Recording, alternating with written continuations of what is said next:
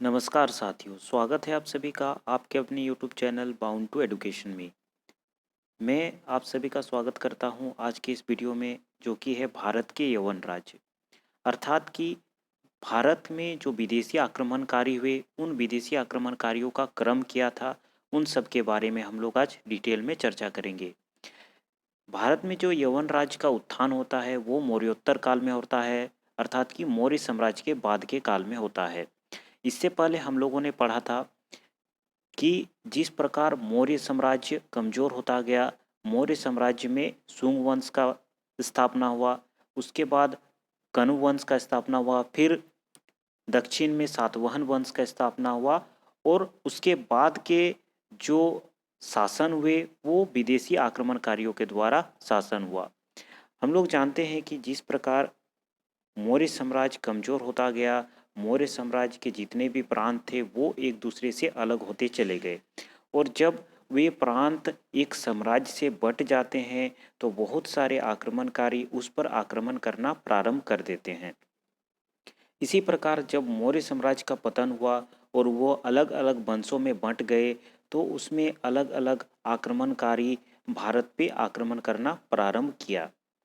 तो उन्हीं आक्रमणकारियों का जो क्रम था, वो क्रम था सबसे पहले हिंद यूनानी। इन्हीं को बैक्टीरियाई भी कहा जाता है या फिर इंडो ग्रीक भी कहा जाता है। सबसे पहले भारत में इंडो ग्रीक ने आक्रमण किया, उसके बाद शक आए, उसके बाद पहलव आए, और सबसे ज़्यादा जो प्रभावित किया भारत को वो कुषाण के द्वारा किया गया था। हिंद यूनानी, शक और पहलव का जो प्रभाव था भारत में वो हमें कम देखने को मिलते हैं, परंतु कुषाण का जो प्रभाव था, उनका जो विस्तार था भारत में, वो अधिक देखने को मिलती हैं। तो सबसे पहले हम लोग हिंद यूनानी अर्थात कि बैक्टीरियाई के बारे में जान लेते हैं। तो हिंद यूनानी शासन जो प्रारंभ हुआ, ये पश्चिमी तथा मध्य एशिया के विशाल साम्राज्य के रूप में इनका उदय हुआ। और सबसे पहले जो हिंद यूनानी शासक का नाम आता है वो सेल्यूकस का नाम आता है, जो कि पश्चिमी तथा मध्य एशिया के क्षेत्रों में अपना आधिपत्य जमा चुका था। उनका उत्तराधिकारी हुआ एंटियोकस प्रथम और एंटियोकस द्वितीय। इन दोनों ने ही उसके शासनकाल को बनाए रखा, परंतु एंटियोकस द्वितीय के शासनकाल में ये जो हिंद यूनानी का शासक था वो कमज़ोर होता चला गया। ठीक है। और बैक्ट्रिया में इनका जो शासन था वो अलग अलग राजाओं ने किया, और उनका कालक्रम बहुत ही कम समय के लिए था।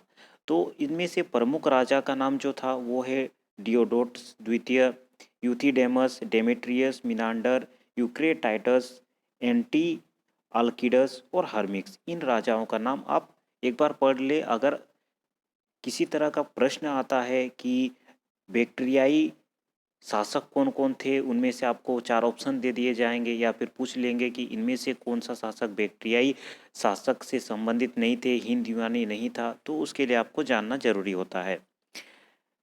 यहाँ से सबसे महत्वपूर्ण आता है कि भारत में जो सर्वप्रथम हिंद यूनानी शासक था जिन्होंने भारत पे आक्रमण किया था वो था डेमेट्रियस। ठीक है।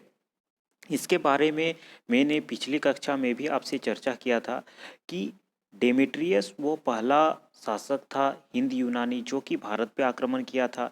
इन्होंने 190 बीसी अर्थात कि 190 ईसा पूर्व में भारत पर आक्रमण किया और अफगानिस्तान, पंजाब एवं सिंध के बड़े क्षेत्रों में अधिकार कर लिया। यहाँ पे आपको अफगानिस्तान का नाम आता है क्योंकि उस समय जो अफगानिस्तान और पाकिस्तान का क्षेत्र था वो संपूर्ण भारत के क्षेत्र में भी आता था। ठीक है। तो पंजाब के क्षेत्र जिसमें कि पाकिस्तान का क्षेत्र भी शामिल था, उन क्षेत्रों में उन्होंने हमला करना शुरू कर दिया था। ठीक है। लेकिन अभी तक इन्होंने मगध के क्षेत्रों में अर्थात कि मध्य भारत के क्षेत्रों में आधिपत्य नहीं जमा नहीं सका था, क्योंकि उस समय शुंग वंश का शासन चल रहा था, और शुंग वंश मौर्य साम्राज्य के बाद अच्छी स्थिति में था। इसीलिए मैंने इससे पहले भी चर्चा किया था कि शुंग वंश का जो स्थापना किया था वो पुष्यमित्र शुंग के द्वारा किया गया था, और पुष्यमित्र शुंग ने ही हिंद यूनानी शासक मिनांडर को पराजित किया था। ठीक है। तो जो डेमेट्रियस है, सबसे पहले आपको याद रखना है कि भारत पर जो हिंद यूनानी शासक ने सबसे पहले आक्रमण किया था वो 190 ईसा पूर्व में डेमेट्रियस के द्वारा किया गया था और इन्होंने अफगानिस्तान, पंजाब एवं सिंध के बड़े क्षेत्रों में अपना अधिकार जमा लिया था और इसकी जो राजधानी है वो सकल में बनाए थे, जो कि वर्तमान के सियालकोट क्षेत्र में पड़ता है। ठीक है। और इन्हीं हिंदी यूनानी को बैक्ट्रियाई यूनानी भी कहा जाता है। डेमेट्रियस का जो उत्तराधिकारी हुआ वो मिनांडर हुआ और मिनांडर ही सबसे ज़्यादा महत्वपूर्ण शासक बना भारत में, क्योंकि मिनांडर का जो शासन था वो अधिक समय तक चला। ये 165 से 145 ईसा पूर्व तक भारत में शासन चला और इन्होंने भारत के दक्षिणी क्षेत्रों तक भी अपना आधिपत्य जमा लिया था। ठीक है। और इनकी भी जो राजधानी थी वो साकल थी, जो कि आधुनिक सियालकोट के नाम से जाना जाता है और यही इनके शिक्षा का केंद्र था। उसके बाद यहाँ एक नाम प्रचलित है, ये नागसेन या फिर जिसको नागार्जुन के नाम से भी जाना जाता है। मिनांडर में भारत में शासन करने के दौरान भारत के संस्कृति और कला से परिचित हुए, उनसे आकर्षित हुए और इन्हीं साहित्य को, कला को जानने के लिए नागसेन के द्वारा बौद्ध धर्म की दीक्षा ली गई। मिनांडर ने नागसेन से कई प्रकार के प्रश्न पूछे, भारतीय संस्कृति से संबंधित, बौद्ध धर्म से संबंधित और यहाँ के साहित्य से संबंधित, और इन्हीं प्रश्नों का उत्तर नागसेन के द्वारा दिया गया और इन्हीं प्रश्न और उत्तर का जो संबंध दिया गया है वो हमें मिलिंद पन्हो नामक पुस्तक से मिलती है। ठीक है। उसी का जो हिंदी अनुवाद है उसको मिलिंद के प्रश्न के नाम से हम लोग जानते हैं। तो ये चीज़ आपको याद रखना है, क्योंकि ये बहुत सारे प्रश्नों में आपके पूछे जा चुके हैं कि मिलिंद पन्हो में किस चीज़ का वर्णन हमें मिलते हैं। तो इसमें मिनांडर के प्रश्न और नागसेन के द्वारा जो भी उत्तर दिए गए हैं उनका संग्रह हमें मिलिंद पन्हो में देखने को मिलते हैं। उसके बाद आगे देखते हैं, हिंद यूनानी ही सबसे पहले भारत में ऐसे शासक थे जिन्होंने सिक्के जारी किए और उनके सिक्के जो जारी किए गए थे उसमें विभिन्न प्रकार के राजा जो कि शासक हुआ करते थे उसके उनके बारे में हमें जानकारी प्राप्त होता था, क्योंकि ये जिन सिक्कों को जारी करते थे उसमें जारीकर्ता जो राजा होते थे उनके नाम के साथ साथ उनकी चित्र तस्वीर भी बना दी जाती थी और उनके शासन की अवधि भी उसमें लिख दिया जाता है। तो इसीलिए भारत में सबसे पहले जारी किए गए सिक्के जिनसे हमें उनके शासक के बारे में निश्चित ज्ञान प्राप्त होता है, निश्चित जानकारी मिलती है, वो हिंद यूनानी के द्वारा ही प्रचलित की गई थी। और सबसे पहले भारत में हिंद यूनानियों ने ही सोने के सिक्के जारी किए थे। ठीक है। हिंद यूनानी ने भारत के पश्चिमोत्तर प्रांत में यूनान की प्राचीन कला चलाई जिसे हेलेनिस्टिक आर्ट कहते हैं। ठीक है। भारत में गंधार कला इसका उदाहरण है। तो यहाँ के कला और संस्कृति से मिलकर हेलेनिस्टिक आर्ट को सम्मिलित करके एक कला का विकास किया गया जिसे हम लोग गंधार कला के नाम से आज भी प्रचलित है। ठीक है। यहाँ पे और एक चीज़ इम्पोर्टेंट है कि यूनानियों के द्वारा पर्दे का प्रचलन किया गया। ये जो नाटक होता था भारत में, अभी भी बहुत जगह पे जब किसी चीज़ का उद्घाटन होता है तो पर्दा उठाने की प्रथा है। तो इसी प्रथे का जो प्रचलन हुआ वो यूनानियों के द्वारा ही किया गया था। ठीक है। चूँकि पर्दा यूनानियों की देन था इसीलिए इसे यवनिका के नाम से भी कई जगहों में जाने जाते हैं। ठीक है। अब आगे बढ़ते हैं, उसके बाद देखते हैं शक के बारे में।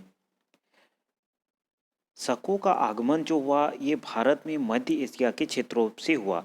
शक जो थे ये वास्तविक रूप में एक चरागाहों का समूह होता था जो भारत में चरागाहों की खोज में आए, अपने मवेशियों के द्वारा भारत में प्रवेश किया। ठीक है। और भारत तीनों ओर से समुद्र से घिरे होने के कारण तीनों ओर से कोई भी प्रवेश नहीं कर पाते थे, इसीलिए जो भारत में प्रवेश करने का मार्ग था वो उत्तर पश्चिम दिशा से ही प्रवेश करने का मार्ग था। ठीक है। तो यूनानियों के बाद जो भारत में आए हुए शक आए। ठीक है। शकों में 5 शाखाएं में बटी हुई थी जिसमें से उसकी राजधानी भारत और अफगानिस्तान के अलग अलग क्षेत्रों में था। पहली शाखा ने अफगानिस्तान, दूसरी शाखा ने पंजाब जो कि पाकिस्तान का भी क्षेत्र था जिसकी राजधानी तक्षशिला बनाई गई थी। तीसरी शाखा ने मथुरा, चौथी शाखा में पश्चिमी भारत एवं पश्चिमी शाखा ने उत्तरी दक्कन पर प्रभुत्व स्थापित कर लिया था। इसमें आपको याद रखना है कि शक जो आए उनमें 5 शाखाएं प्रमुख थी, जिसमें से पहली जो शाखा थी वो अफगानिस्तान के क्षेत्रों में फैली हुई थी। दूसरी शाखा पंजाब के क्षेत्रों में फैली हुई थी, जिसकी राजधानी तक्षशिला बनाई गई थी। उसके बाद तीसरी शाखा जो थी वो मथुरा के क्षेत्रों में फैली हुई थी। चौथी शाखा ने पश्चिमी भारत एवं पांचवी शाखा ने ऊपरी दक्कन पर प्रभुत्व स्थापित कर लिया था। प्रथम शक राजा जो थे वो मौ था। शक मूलतः मध्य एशिया के निवासी थे और चरागाह की खोज में भारत में अपने मवेशियों के साथ आए थे। ठीक है, चूंकि ये जो शक थे ये चरागाह के खोज में भारत आए थे, तो ये भारत के कई हिस्सों में भ्रमण करते रहते थे। इनका कोई भी एक निश्चित स्थान नहीं होता था। ये पश्चिमी भारत से दक्षिणी भारत में और दक्षिणी भारत से फिर उत्तर पूर्वी भारत में ये घूमते रहते थे अपने मवेशियों के साथ। ठीक है, 58 ईसा पूर्व में उज्जैन के एक स्थानीय राजा ने शकों को पराजित किया था। फिर उसको बाहर खदेड़ कर विक्रमादित्य की उपाधि धारण की। उज्जैन का एक स्थानीय राजा था जिन्होंने 58 ईसा पूर्व में शकों को पराजित किया था और विक्रमादित्य की उपाधि धारण की थी। उस समय जो राजा बहुत ही प्रतापी होता था और युद्ध में जीत जाता था, वो अपने शौर्य को दर्शाने के लिए विक्रमादित्य की उपाधि धारण करता था। ठीक है, शकों पर विजय के उपलक्ष्य में 58 ईसा पूर्व में एक नए संवत विक्रम संवत का प्रारंभ किया और इन्हीं विक्रम संवत को हम लोग अभी भी चर्चा में सुनते हैं। ठीक है, उसी समय में विक्रमादित्य एक लोकप्रिय उपाधि बन गई थी जिसकी संख्या भारतीय इतिहास में 14 तक पहुंच गई। ठीक है, और इसी विक्रमादित्य का जो उपाधि धारण किया जाता था वो भारतीय इतिहास में 14 तक पहुंच गई थी। ठीक है, सम्राट चंद्रगुप्त द्वितीय सबसे अधिक विख्यात विक्रमादित्य थे और चंद्रगुप्त द्वितीय जो हुए थे वो सबसे अधिक जो भारत में विख्यात विक्रमादित्य का पद उनके पास था। फिर शकों के जो अन्य शाखाओं की तुलना में पश्चिमी भारत में जो शाखा थी वो सबसे ज़्यादा प्रचलित हुई थी। ठीक है, और सबसे लंबे अरसे तक इस शाखा ने भारत में शासन किया था। गुजरात में चल रहे समुद्री व्यापार से यह शाखा काफ़ी लाभान्वित हुई, क्योंकि गुजरात में बंदरगाह थे और समुद्री रास्ते से वहाँ पे व्यापार करना आसान होता था। इसीलिए उस क्षेत्र में जो पश्चिमी शाखा है वो ज़्यादातर फल फूल सकी। ठीक है, और इन्हीं पश्चिमी शाखा के शकों ने चांदी के सिक्के जारी करवाए थे। शकों के बारे में सबसे अधिक जो प्रश्न आपके परीक्षा में बनते हैं वो है रुद्रदामन से संबंधित। सबसे प्रतापी जो शक राजा थे वो रुद्रदामन का नाम हमें आता है, जिसका शासन 130 से 150 ईस्वी तक गुजरात के एक बड़े क्षेत्र में था, अर्थात कि पश्चिम भारत के क्षेत्रों में इनका शासन था। इसने काठियावाड़ की अर्धशुष्क सुदर्शन झील का जीर्णोद्धार किया था और ये प्रश्न कितने ही एग्जाम में कितने ही बार रिपीट कर चुका है। अगर आप प्रीवियस ईयर का क्वेश्चन स्टडी करते हैं तो आपको स्टेट पीसीएस, फिर एसएससी, सीजीएल, इन सब के क्वेश्चन में आपको ये प्रश्न देखने को मिल जाएंगे कि सुदर्शन झील का जीर्णोद्धार किसके द्वारा किया गया था। तो इसमें दो प्रकार के प्रश्न बनते हैं। पहला तो सुदर्शन झील का निर्माण किनके द्वारा किया गया था, ये मौर्यों के द्वारा इनका निर्माण किया गया था। और इनका जीर्णोद्धार अर्थात कि इनको नए सिरे से बनवाने का काम जो रुद्रदामन प्रथम ने करवाया था। और ये जो रुद्रदामन प्रथम था ये शकों से संबंधित रखता था। ये तो हुई पहली बात। और दूसरी बात जो है, ये रुद्रदामन जो था ये संस्कृत का बड़ा प्रेमी था। ठीक है, सबसे पहले विशुद्ध संस्कृत भाषा में लंबा लेख इनके ही काल में लिखा गया था, जो कि था गिरनार अभिलेख। ये भी आपके प्रश्न के दृष्टिकोण से बहुत ही ज़्यादा महत्वपूर्ण है। इसके पहले सबसे अभिलेख प्राकृत भाषा में रचित थे और यही पहला वो अभिलेख था जिसे संस्कृत भाषा में लिखा गया था। और इससे पहले के जितने भी अभिलेख होते थे वो प्राकृत भाषा में रचित होते थे। ठीक है, भारत में शाक राजा को क्षत्रप कहा जाता था। उसके बाद आते हैं हम लोग परथियाई या फिर पहलव। परथियाई या फिर पहलव का जो शासन काल था वो भारत में कुछ ही समय के लिए था और ये कुछ ही क्षेत्रों में भारत में फैले हुए थे। पश्चिमोत्तर भारत में शकों के आधिपत्य के बाद परथियाई लोगों का आधिपत्य हुआ था। सबसे प्रसिद्ध परथियाई राजा का नाम आप याद रखिएगा, गोंडो फर्निस था। इसी के शासनकाल में सेंट थॉमस ईसाई धर्म के प्रचार के लिए भारत आया था। परथियाई लोगों का मूल स्थान ईरान में था और ईरान से ही कुछ कुछ परथियाई लोग भारत में प्रवेश किए थे और पश्चिमी क्षेत्रों में कुछ कुछ जगहों में इन्होंने अपना आधिपत्य जमा लिया था और कुछ समय के लिए ही ये भारत में अपना शासन बनाए रखा। उसके बाद सबसे इम्पोर्टेंट जो आता है वो है कुषाण। ठीक है, क्योंकि कुषाणों का शासन जो है भारत में लंबे समय तक चला और इन्होंने भारत के बहुत अधिक विशाल क्षेत्रों में अपना आधिपत्य जमा लिया था। पहलव के बाद कुषाणों का आगमन भारत में हुआ।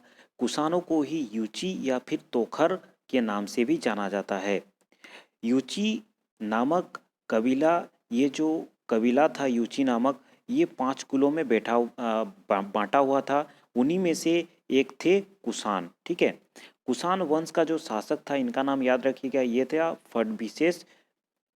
फडबिसेस कुषाण वंश का स्थापक के रूप में हमें इनका नाम देखने को मिलता है।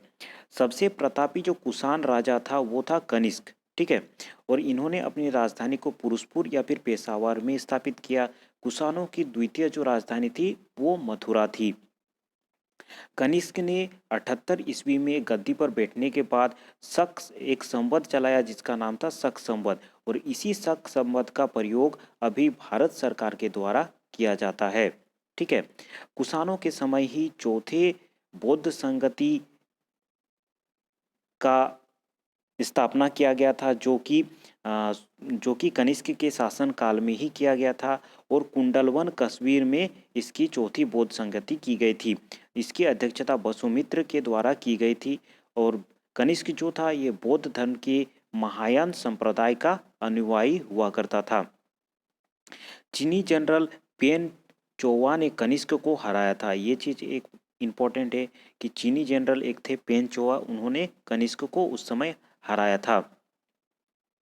आरंभिक कुषाण जो थे कनिष्क के समय ही सबसे अधिक स्वर्ण मुद्राएं जारी की, जिनकी शुद्धता गुप्त काल की स्वर्ण मुद्राओं में उत्कृष्ट थी। ठीक है, जितने भी स्वर्ण मुद्राएं अब तक जारी हुई थी उनमें से सबसे अधिक जो सबसे उत्कृष्ट और सबसे शुद्ध स्वर्ण मुद्राओं का प्रचलन हुआ था वो कुषाण के शासनकाल में हुआ था। यहाँ पे दो प्रश्न आते हैं। सबसे पहले स्वर्ण मुद्राओं का प्रचलन किनके द्वारा किया गया था? हिंद यूनानी के शासकों के द्वारा किया गया था। और सबसे शुद्ध जो स्वर्ण मुद्राएं सर्वप्रथम चलाई गई थी वो कनिष्क के शासनकाल में कुषाणों के द्वारा चलाए गए थे। ठीक है, यहाँ पे हम लोग देखते हैं कि कुषाणों ने सोने के सर्वाधिक शुद्ध सिक्के जारी करवाए थे। कुषाणों ने उत्तरी पश्चिम भारत में सर्वाधिक संख्या में तांबे के सिक्के भी जारी करवाए और तांबे के सिक्के भी चलवाए थे। कनिष्क का एक राजवेद था, आयुर्वेद का विख्यात विद्वान चरक था। ठीक है, जिन्होंने चरक संहिता का रचना किया था। ठीक है, इसका नाम आप याद रखिएगा, जो भारतीय चिकित्सा का विश्वकोश कहलाता है और भारतीय चिकित्सा में अभी भी इसका उपयोग किया जाता है। महाविवाह सूत्र का रचना वसुमित्र के द्वारा किया गया था। ठीक है, इसे ही बौद्ध धर्म का विश्वकोश कहा जाता है। बौद्ध धर्म का विश्वकोश के रूप में हमें महाविवाह सूत्र का ज्ञान होता है जिसकी रचनाकार वसुमित्र को माना जाता है। कनिष्क के राजकवि अश्वघोष ने बौद्धों का रामायण बुद्ध चरित्र की रचना की थी। ठीक है, और कनिष्क के शासनकाल में ही कनिष्क का एक राजकवि था अश्वघोष, जिन्होंने बुद्ध चरित्र की रचना की, जिसमें हमें गौतम बुद्ध के जीवन काल के बारे में जानकारी मिलती है। वसुमित्र, पार्श्व, नागार्जुन, महाचेत, संघरक्ष भी कनिष्क के दरबार की विभूतियां थी। भारत का आइंस्टाइन कहा जाता है नागार्जुन, जो कि कनिष्क के शासनकाल में ही उनके दरबार में निवास करते थे। इनकी पुस्तक माध्यमिक सूत्र, जिसमें नागार्जुन ने सापेक्षता का सिद्धांत दिया है वो नागार्जुन के द्वारा ही लिखा गया था। कनिष्क की मृत्यु 102 ईस्वी में हो गई। कुषाण वंश का अंतिम शासक जो हुआ वो वासुदेव हुआ। ठीक है। कुषाण राजा जो होते थे वे देवपुत्र कहलाते थे। यह उपाधि कुषाणों ने चीनियों से ली थी। कुषाण का राजा देवपुत्र कहलाते थे और जो उपाधि उनको मिला था वो चीनियों के द्वारा मिला था। गंधार शैली में एवं मथुरा शैली का जो विकास हुआ था वो कुषाण के शासनकाल में हुआ था। मथुरा संग्रहालय में कुषाणकालीन मूर्तियों का संग्रह अधिक मात्रा में है। गंधार कला के लिए तक्षशिला प्रसिद्ध है। ठीक है। ये जो गंधार कला थी और मथुरा शैली का जो सबसे अधिक विकास हुआ था वो कनिष्क के शासनकाल में ही हुआ था। और इनके जो कुषाणकालीन मूर्तियों का संग्रह हमें तक्षशिला में मिलती है। तक्षशिला के क्षेत्रों में हमें गंधार कला और कुषाणकालीन मूर्तियों का संग्रह देखने को मिलता है। रेशम मार्ग पर नियंत्रण रखने वाले शासकों में सबसे प्रसिद्ध जो शासक था वो था कुषाण। कुषाण साम्राज्य में मार्गों की सुरक्षा का प्रबंध था। रेशम मार्ग का प्रारंभ कुषाण के शासनकाल में ही कनिष्क के द्वारा किया गया था। रेशम बनाने की जो तकनीक का आविष्कार सबसे पहले चीन में हुआ था और मथुरा के साटक नामक विशेष प्रकार के वस्त्र का निर्माण का केंद्र था।